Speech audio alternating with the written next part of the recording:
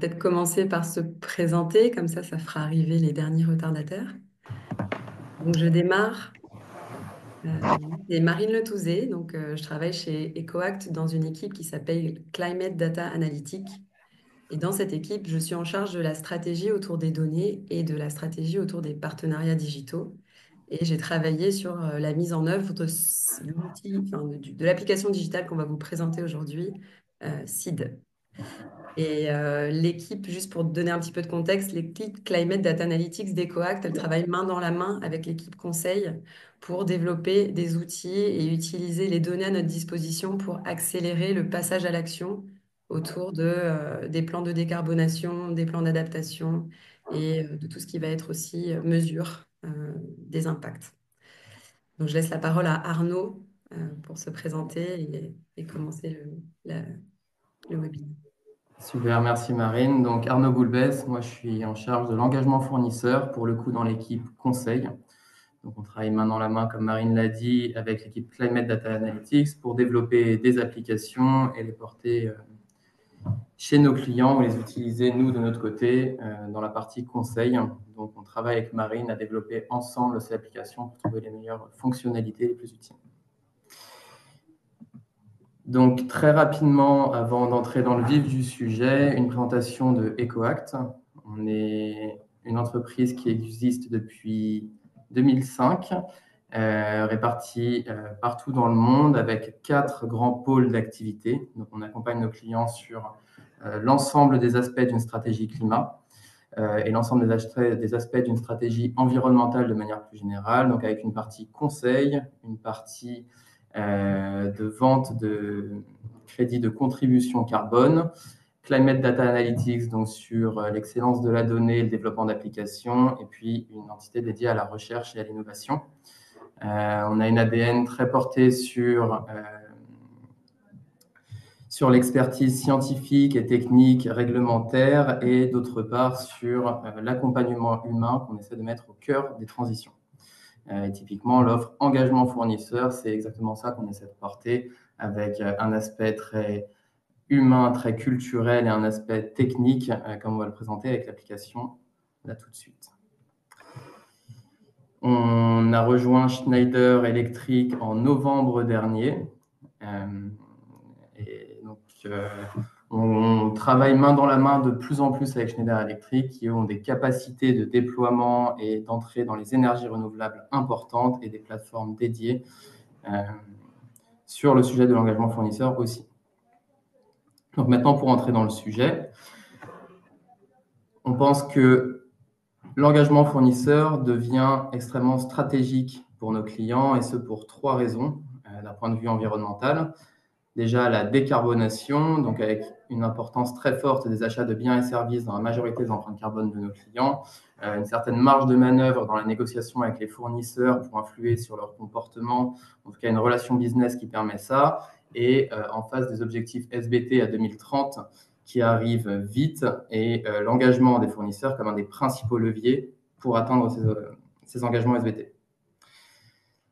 L'autre aspect, c'est la résilience, donc avec les risques environnementaux, que ce soit des risques physiques ou des risques de transition qui peuvent peser sur les fournisseurs, sur les chaînes de valeur amont. Donc ici, on a mis quelques exemples, par exemple sur la productivité des matières premières, sur l'interruption des activités minières ou encore l'interruption du fret. Et donc, engager les fournisseurs dans la décarbonation, les faire monter en compétence sur les climats, c'est aussi créer des capacités pour répondre à des risques potentiels liés au climat. Et le troisième aspect, c'est sur les réglementations. Donc, on intervient plus largement sur la CSRD, sur les lois anti-déforestation, et donc dans un contexte d'engagement fournisseur, on a de plus en plus une intégration des chaînes de valeur dans les textes réglementaires européens, et donc un besoin en échange de données, un besoin en compréhension des chaînes de valeur, où là aussi, il y a un enjeu stratégique pour nos clients. Voilà pour l'introduction. Maintenant, je vais laisser directement Marine présenter l'outil, et on reviendra sur le contexte plus général et sur notre offre engagement fournisseur à la fin. Alors, avant de rentrer dans le vif du sujet avec une démonstration de l'application, j'ai 3 slides pour vous introduire en fait pourquoi est-ce qu'on a décidé de travailler sur cette application-là. On a fait un grand nombre de missions engagement fournisseur que je peux appeler non digitalisées, c'est-à-dire qu'on faisait tout sous Excel. Et on s'est rendu compte qu'il y avait des questions auxquelles on était confronté à chaque projet. En particulier, quand on fait un état des lieux des fournisseurs, on se pose la question, est-ce que mes fournisseurs calculent leurs émissions carbone? Est-ce qu'ils se sont fixés des objectifs de décarbonation? Est-ce que leurs objectifs sont suffisants pour atteindre les miens, ceux que je me suis fixés moi sur mon scope 3 catégorie 1? Et est-ce que mes fournisseurs sont en ligne avec leurs objectifs? Est-ce que voilà, ils sont vraiment ce qu'on dit on track sur leurs objectifs?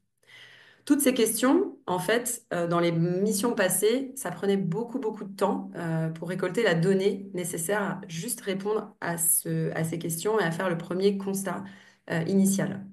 Donc, nous, ce qu'on a voulu faire, c'est essayer d'être capable d'analyser la maturité climat de ces fournisseurs sans passer des mois à récolter, à standardiser, à analyser les données.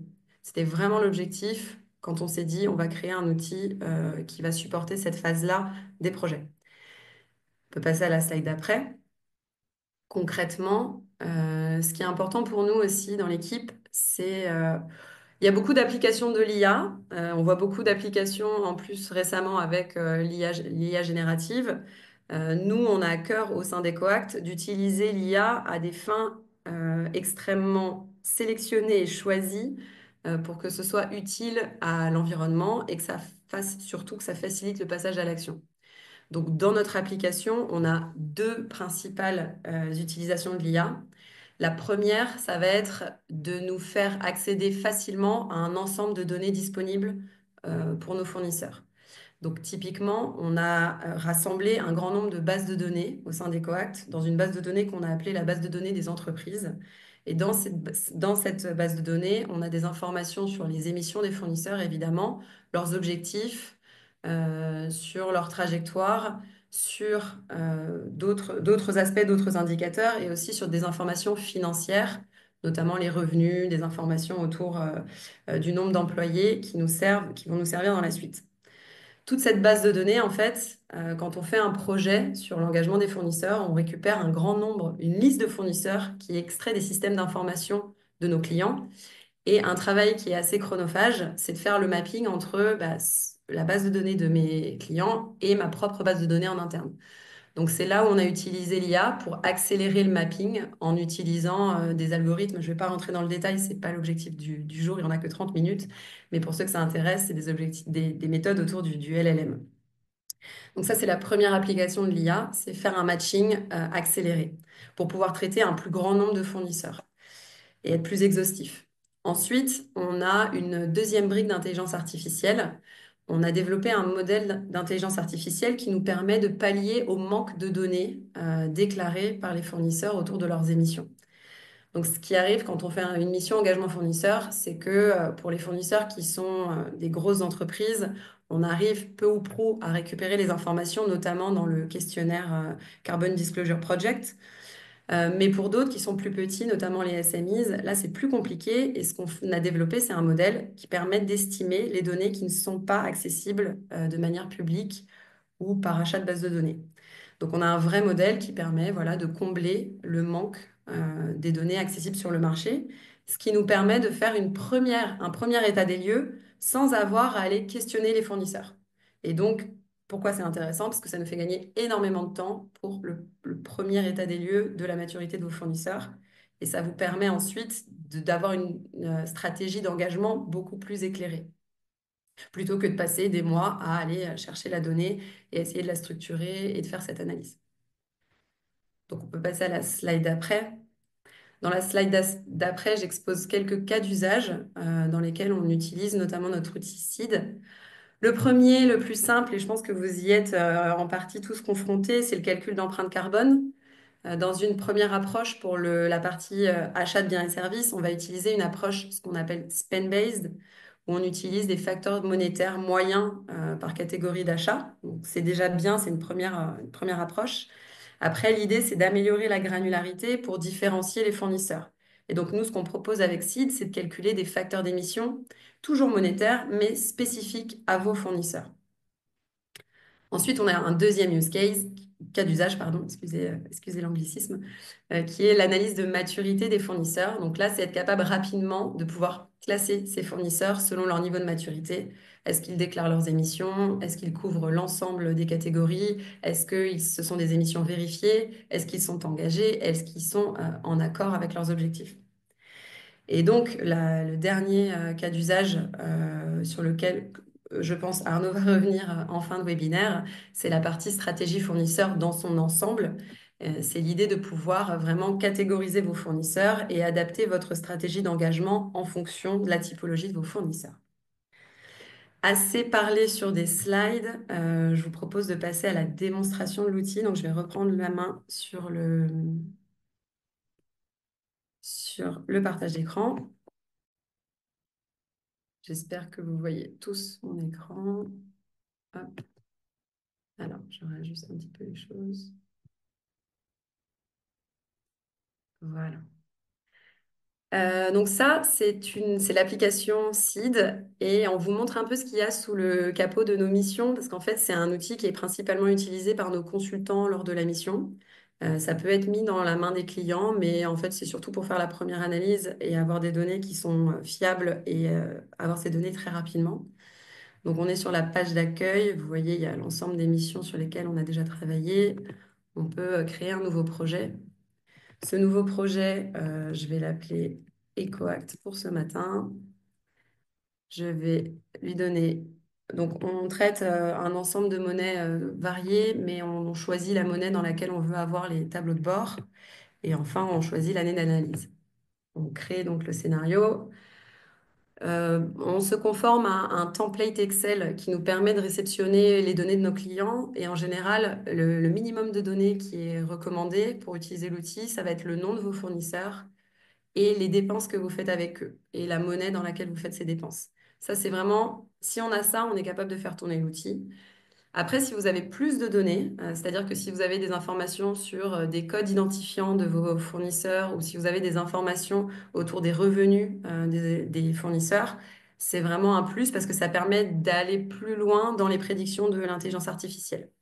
Mais à minima, le nom du fournisseur, c'est déjà très bien avec les dépenses associées.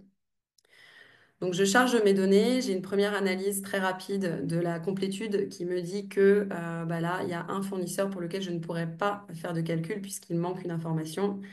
Dans ce cas-là, moi, je le sais, c'est l'information du spend que je n'ai pas renseignée. C'est pour vous montrer qu'on peut faire aussi des premières vérifications. Ça, c'est la page qui nous fait gagner énormément de temps. C'est la page de mapping. C'est là où on va utiliser de l'IA pour aller faire le lien entre vos données et notre base de données. On a un score qui nous permet d'évaluer la fiabilité de ce que l'IA imagine voilà, en termes de mapping. On peut confirmer le mapping si on voit que les informations nous semblent correctes. Si on a un petit doute, on peut aller cliquer sur le nom du fournisseur et on a accès directement à notre base de données et on peut sélectionner l'entreprise et soumettre. Donc, je fais le matching, je confirme l'ensemble de mes matchs et je lance la page de configuration. Donc, dans la page de configuration, je vais avoir différentes méthodes qui peuvent être mises en entrée du fichier et pour calculer, parce que vous avez différents niveaux de maturité sur les données de vos fournisseurs. Donc, en fonction du niveau de maturité, on utilise l'une ou l'autre des méthodologies. On peut choisir d'utiliser différentes méthodes pour estimer les données manquantes. Donc, on a l'IA et on a aussi des moyennes sectorielles qui peuvent être utilisées en approche. Et on peut choisir si on veut utiliser le market-based ou le location-based. Ensuite, on va enregistrer du coup cette configuration et on va donc là attendre que les calculs se fassent pour passer aux différentes étapes d'après qui sont une partie autour donc là, on a une première étape qu'on a appelée nous screening. C'est une étape très rapide qui permet de voir, de comprendre comment se comportent nos données par rapport au scénario. Donc là, on voit qu'il y a 28 lignes qu'on a réussi à mapper avec les données EcoAct, avec la base de données EcoAct. Ça représente 90% du montant dépensé par l'entreprise. Dans ces fournisseurs, on en a 27 différents et il y en a 13 qui sont dans le CDP. On en a 11 qui ont des objectifs de décarbonation. on voit qu'on a 42% du spend qui est couvert par des données CDP et 37% qui est couvert par un objectif de décarbonation. Et enfin, on voit la totalité du scope 3 catégorie 1 ici, alloué à votre entreprise. Et on voit ce que représentent les émissions totales de vos fournisseurs, scope 1, scope 2, scope 3, dans leur ensemble. Donc ça, c'est notre première étape. Ensuite, on a une étape un peu plus précise pour aller dans le détail des émissions des fournisseurs. Donc là, ce qu'on voit, c'est qu'on va avoir un tableau qu'on appelle heatmap qui nous montre quels sont les fournisseurs les plus matériels, ceux qui représentent la plus grosse part de vos émissions. Et on voit aussi quelles méthodologies ont été utilisées. On a évidemment un rapport extrêmement détaillé qui nous permet de savoir pour tel fournisseur quel est le facteur d'émission spécifique qui a été calculé par SID et quelles sont les données qui ont été utilisées pour calculer ce facteur d'émission. Est-ce que ce sont des estimations ou est-ce que ce sont des données déclarées par le fournisseur? Et le dernier tableau de bord qu'on a dans l'outil, c'est un tableau de bord autour de l'analyse des trajectoires. Donc, on va avoir ici la couverture sur les objectifs de décarbonation. J'aime pas trop montrer ça parce que je préférais qu'on ait 27 suppliers qui sont on track sur leurs objectifs. Mais là, ce qu'on voit, c'est qu'aujourd'hui, les fournisseurs ne sont pas encore en ligne pour atteindre leurs objectifs qu'ils se sont fixés.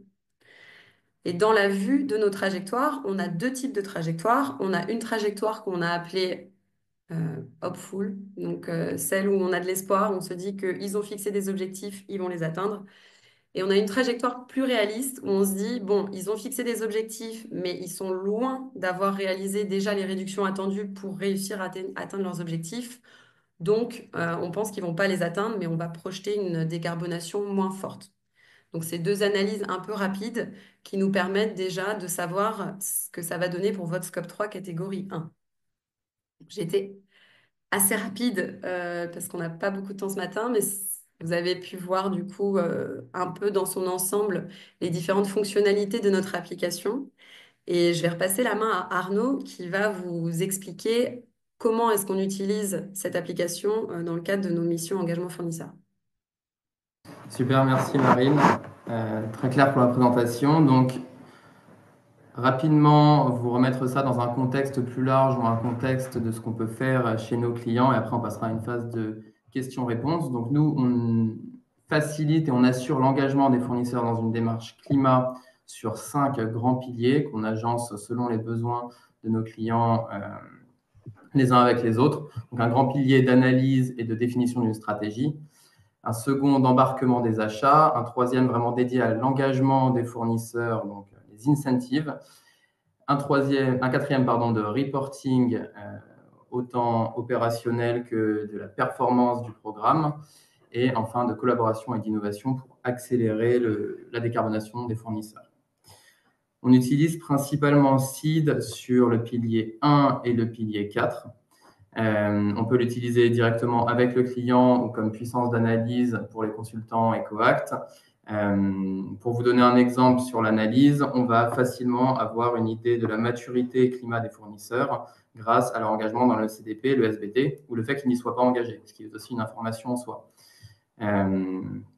Donc, là où la pratique, ça va être d'envoyer directement un questionnaire aux fournisseurs qui vont avoir une certaine fatigue sur le reporting, qui ne vont pas forcément vouloir y répondre ou enfin voilà, qui vont déjà répondre à beaucoup d'autres choses à côté. Nous, on peut, en première analyse, donner une idée de la maturité.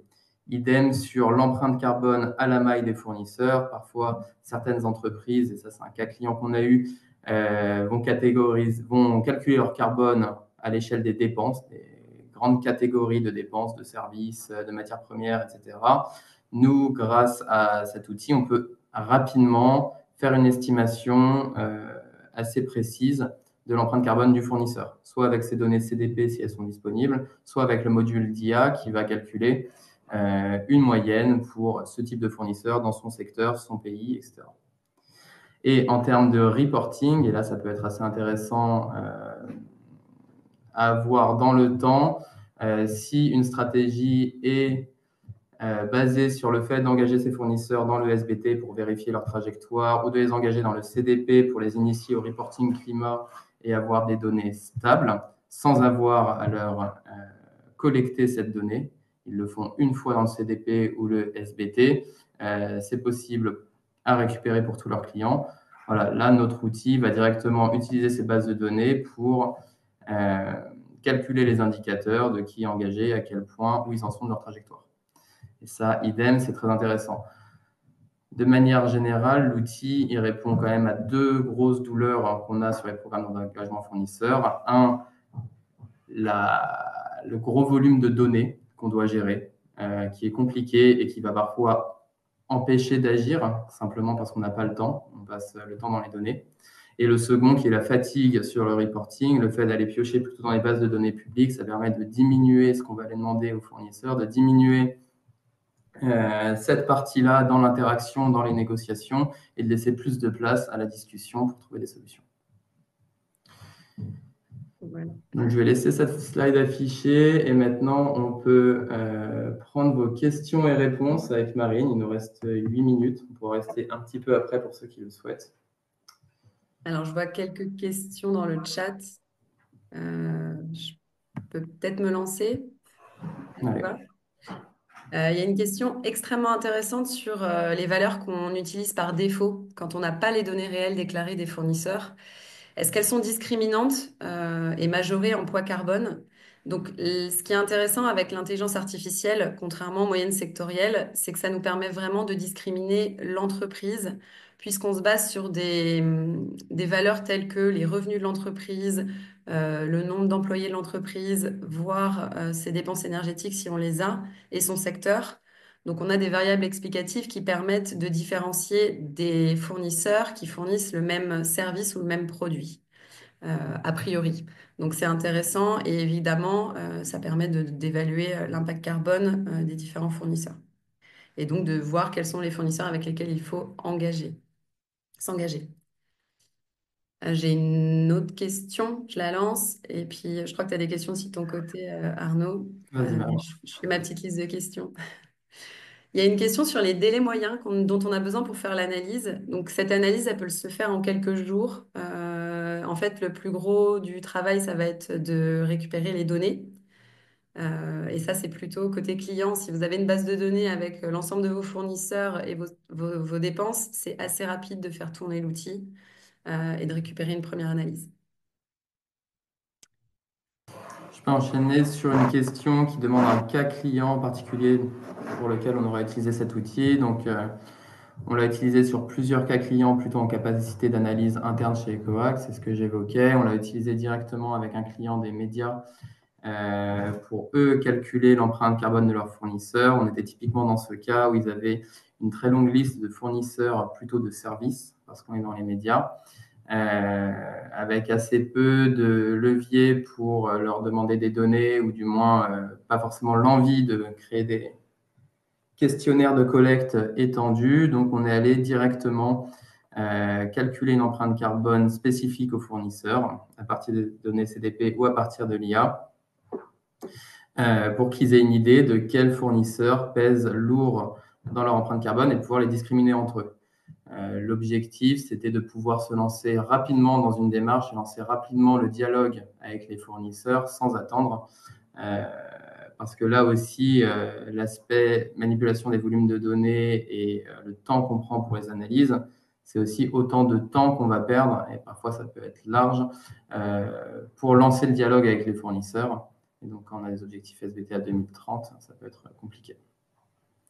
Je rebondis un peu sur cette question-là, sur les applications. On nous demande si on a eu des applications en industrie pharmaceutique. Donc en fait, SEED, il n'est pas dédié à un secteur en particulier. Il gère l'ensemble des secteurs et on adapte le modèle d'IA en fonction des secteurs et en fonction des données qui sont disponibles. Il y a eu vraiment une idée de faire des modèles spécifiques par secteur et par catégorie d'émissions GHG. Et du coup, aujourd'hui, on l'utilise dans les différentes régions sur lesquelles EcoAct est présent, notamment aux US, au UK, en France, à Budapest et également aussi en Chine. Donc voilà, c'est un outil qui est fait pour travailler sur des entreprises multinationales avec des fournisseurs partout dans le monde.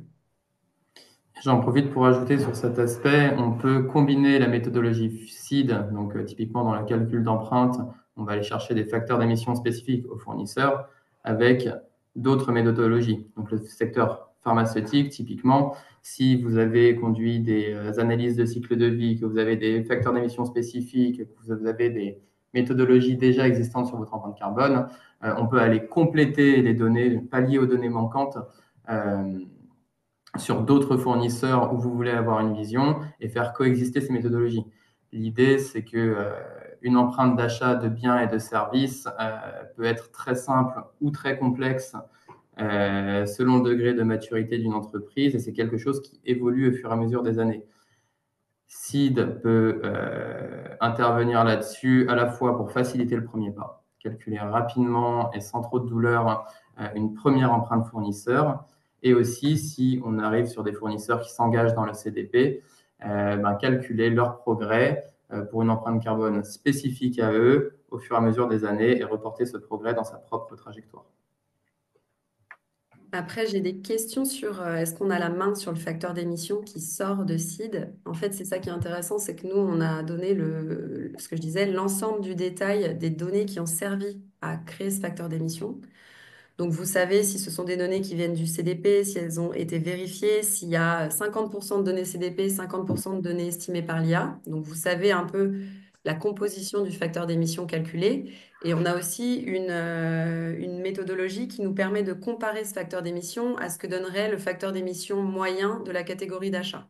Pour ça, on a différentes bases de données classiques qui sont, par exemple, ExioBase ou US EPA qu'on peut utiliser directement dans l'outil et qui nous permet de comparer le facteur d'émission supplier, enfin un fournisseur spécifique, à une méthodologie plus classique que vous faites en première approche. Ça nous permet de détecter un peu des différences et d'analyser ces différences.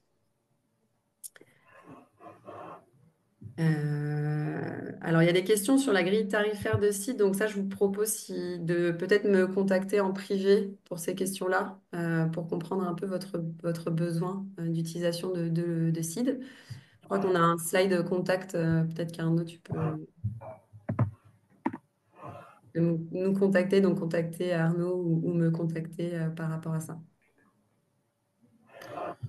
Ok, top.